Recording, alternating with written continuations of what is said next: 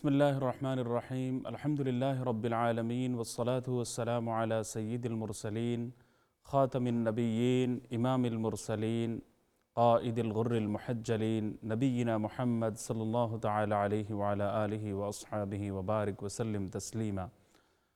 رب زدني علما رب اشرح لي صدري ويسر لي أمري واحلل عقدة من لساني يفقه قولي. رب يسر ولا تعسر وتمم بالخير وبك نستعين.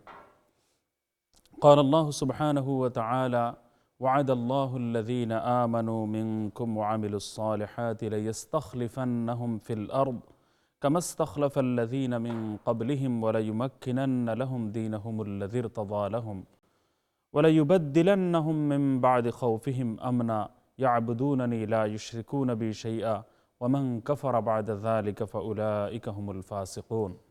صدق الله العظيم وصدق رسوله النبي الكريم ونحن على ذلك لمن الشاهدين والشاكرين والحمد لله رب العالمين وبعد. محترم ناظرین، السلام علیکم ورحمۃ اللہ وبرکاتہ۔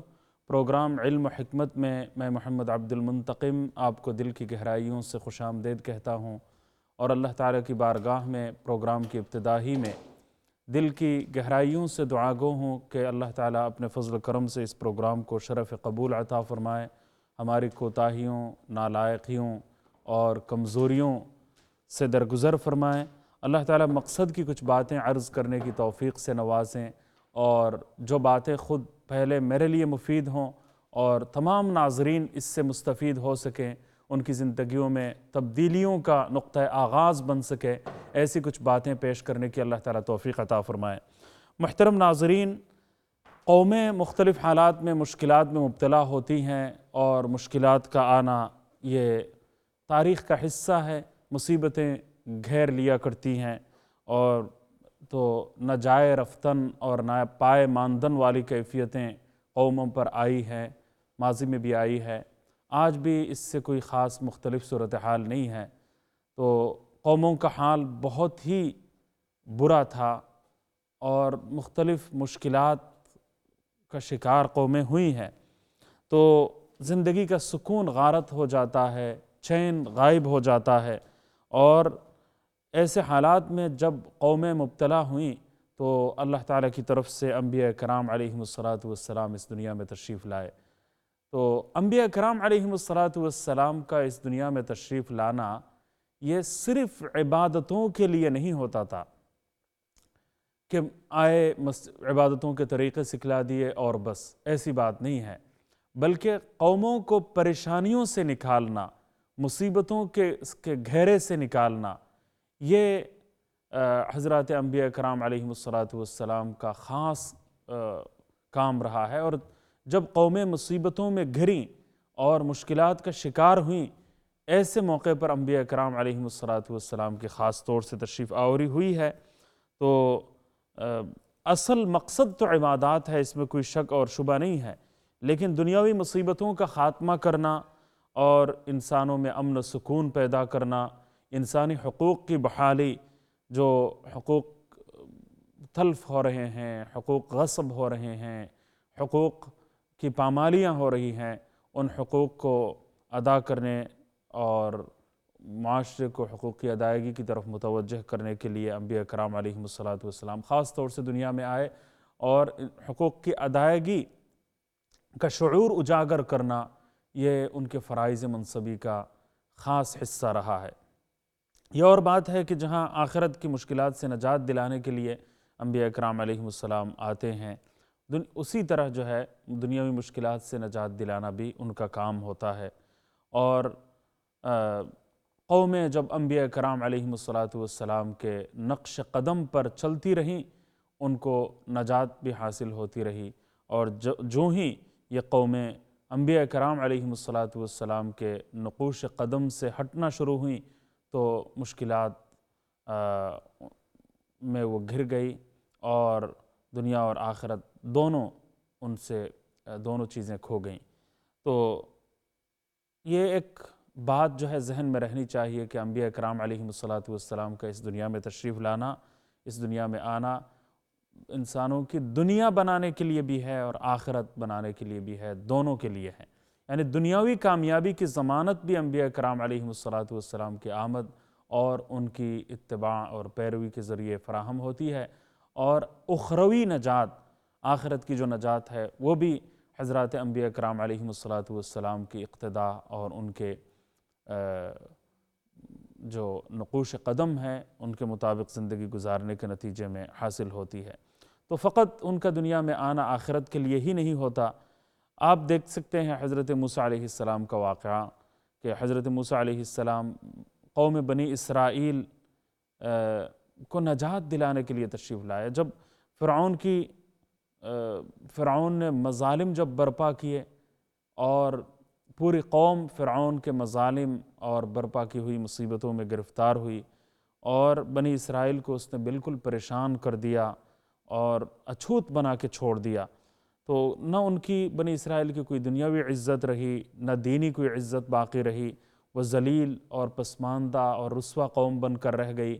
تو بنی اسرائیل کا جب یہ حال بنا، اس وقت حضرت موسیٰ علیہ السلام تشریف لائے۔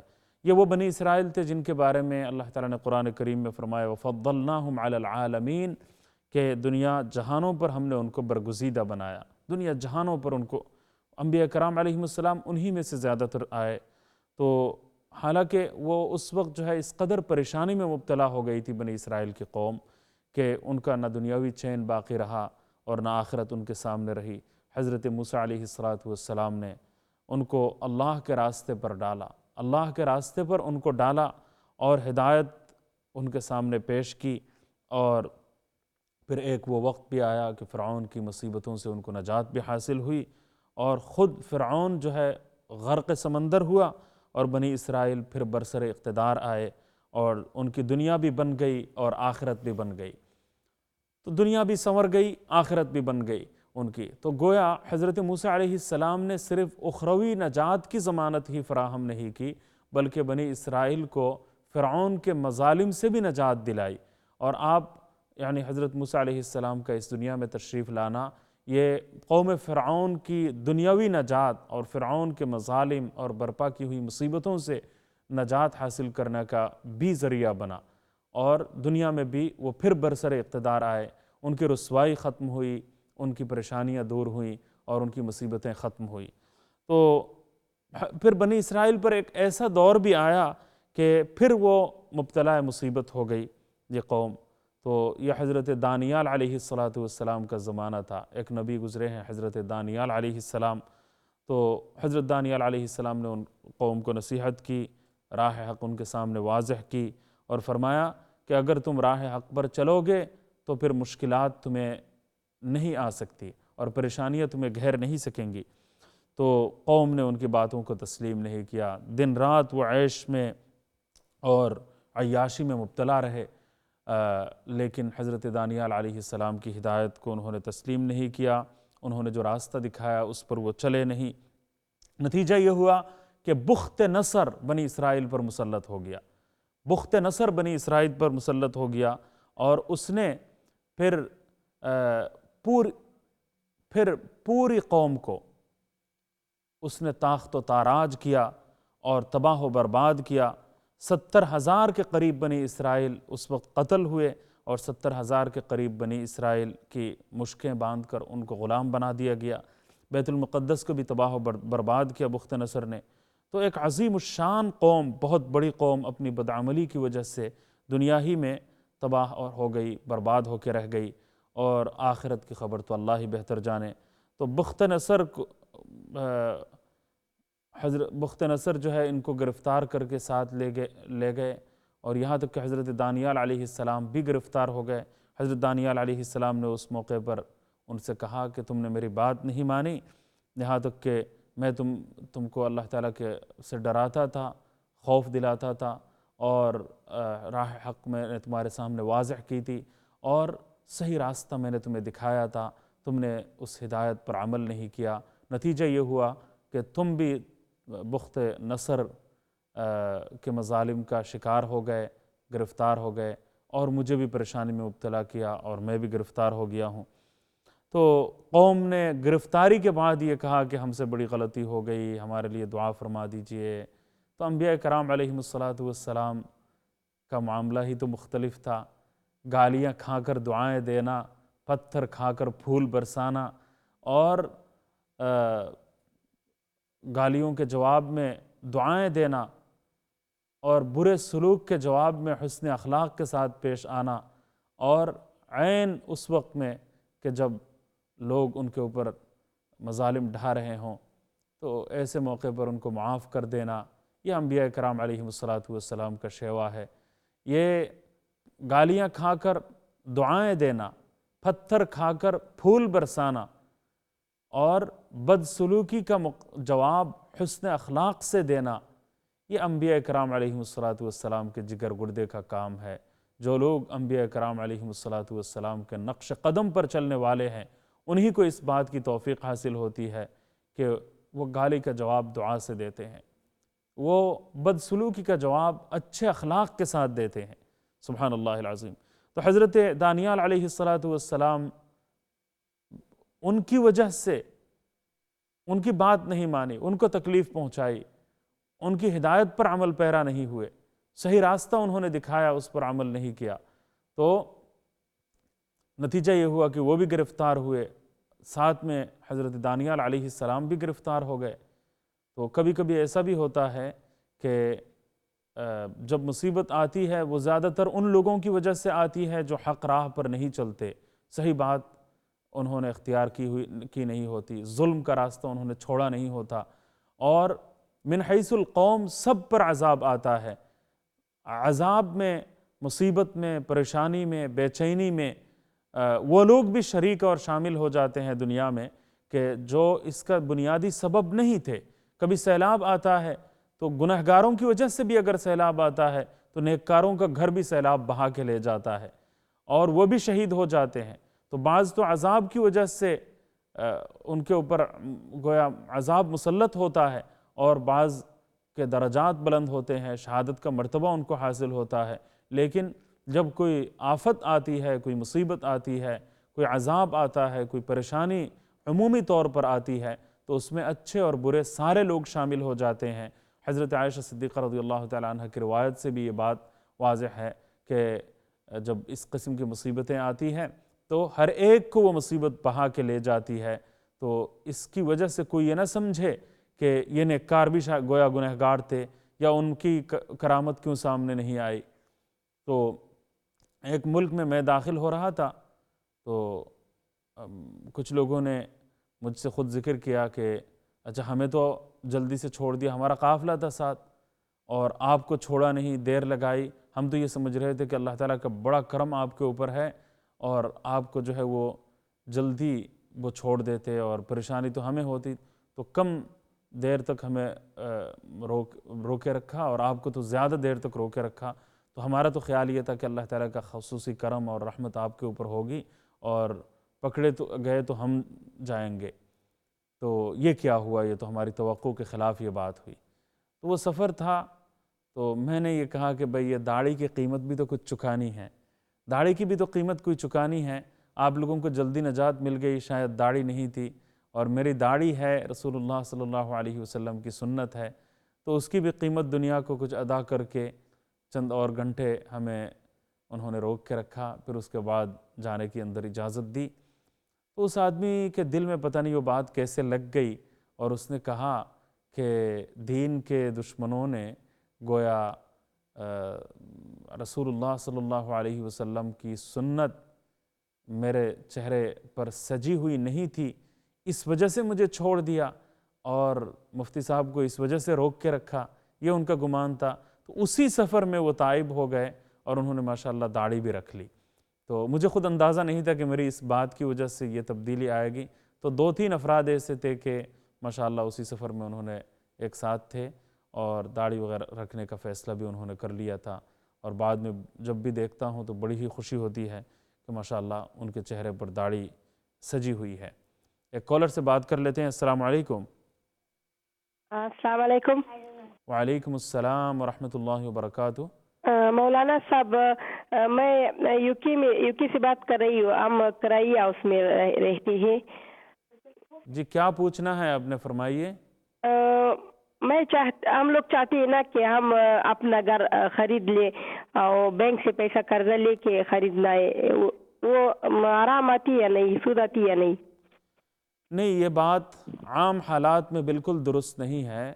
اس کی اچھا اجازت نہیں دی، کیونکہ سودی بنیادوں پر مکان وغیرہ لینے کی اجازت شریعت میں تو نہیں ہے. جو اسلامک مورگیج سسٹم ہے اس کو اپنایا جائے.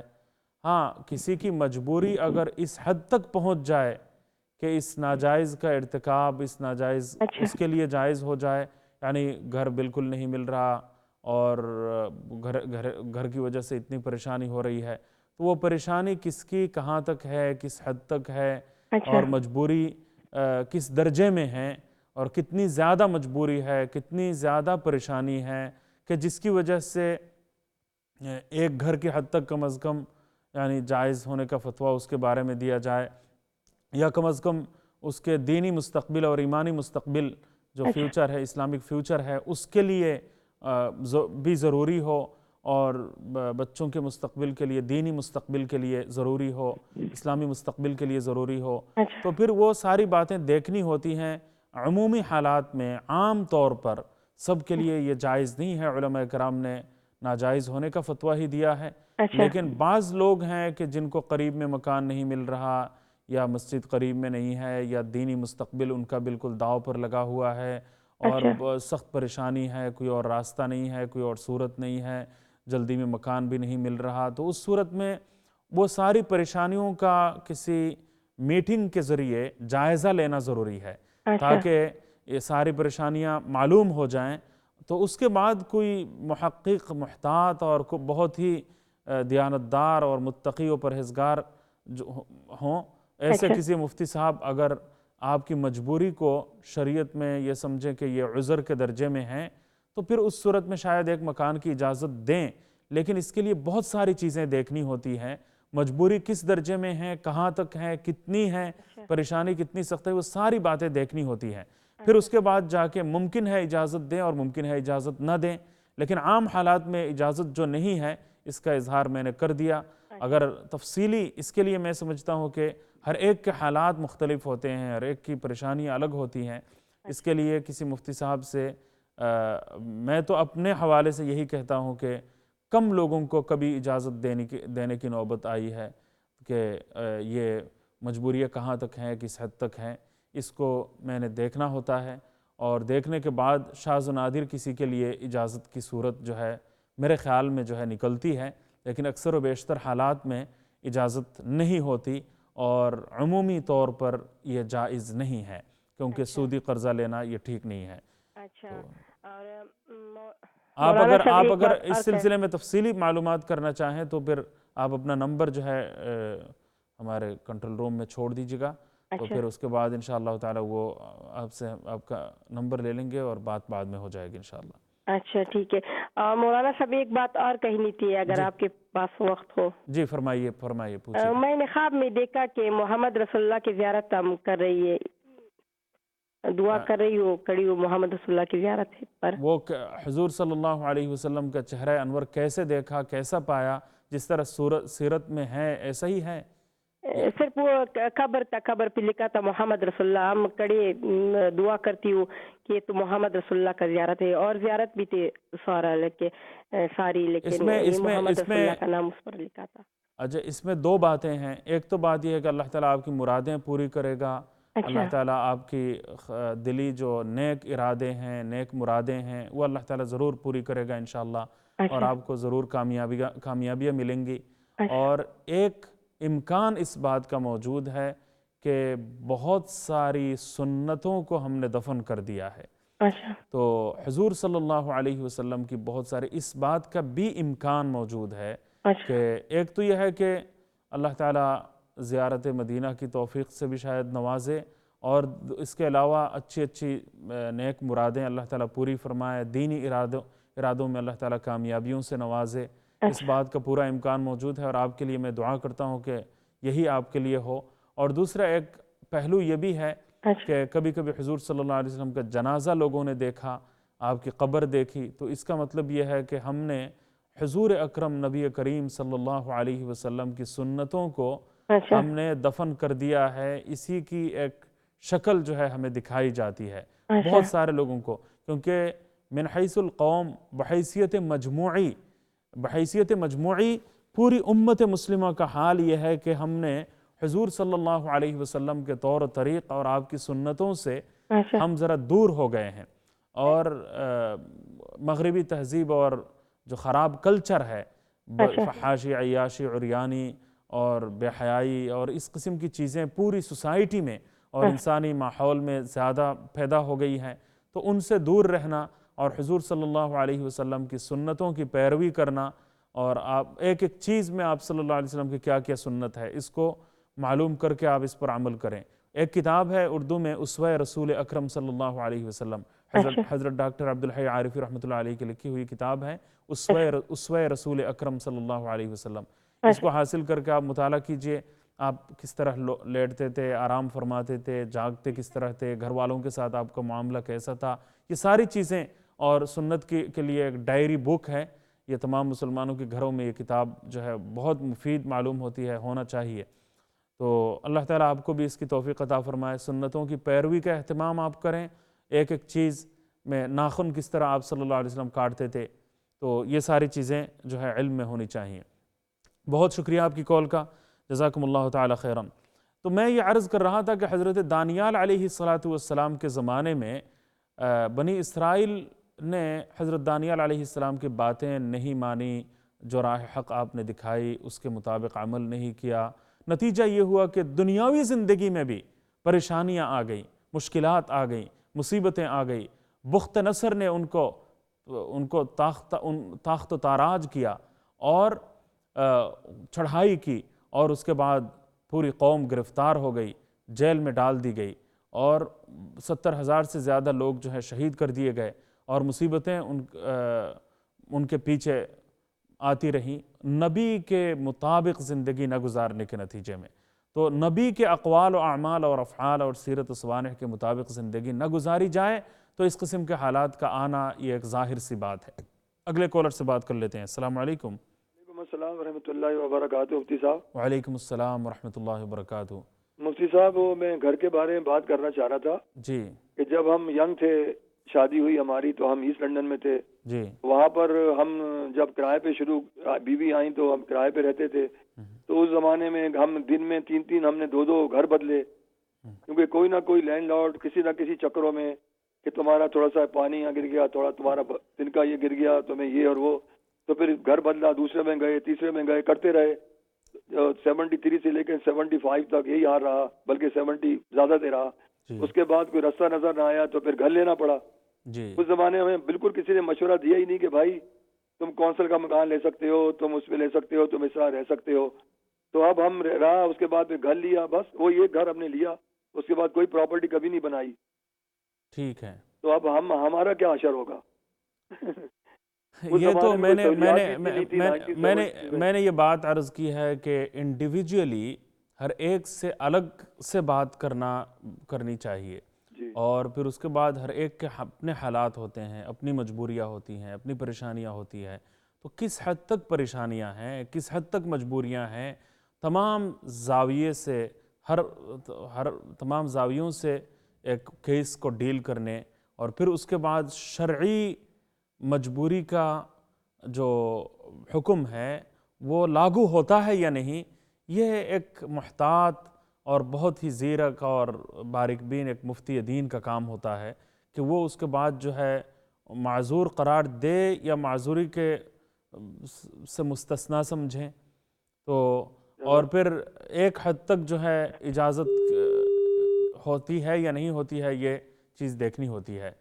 تو امید ہے اس مسئلے کو میں یعنی ہر ایک کے لیے ایک حکم چونکہ ہوتا نہیں ہے، اس وجہ سے میں ایک جیسا حکم جو ہے عمومی طور پر بیان نہیں کرتا، اس کے لیے مختلف لوگ آئے تو بعضوں کو چند ایک کے لیے اجازت اور گنجائش جو ہے نکلی ہے، لیکن تو یہ سارے حالات ہوتے ہیں، اور عمومی طور پر ناجائز ہونے کا جو فتویٰ ہے وہ سود کی بنیاد پر بالکل بجا ہے اور اصولوں کے عین مطابق ہے۔ تو بہرحال ابھی ایک وقفے کی طرف چلتے ہیں، وقفے کے بعد بہت اہم باتیں آپ سے کرنی ہیں، آپ ہمارے ساتھ رہیے۔ السلام علیکم ورحمۃ اللہ وبرکاتہ۔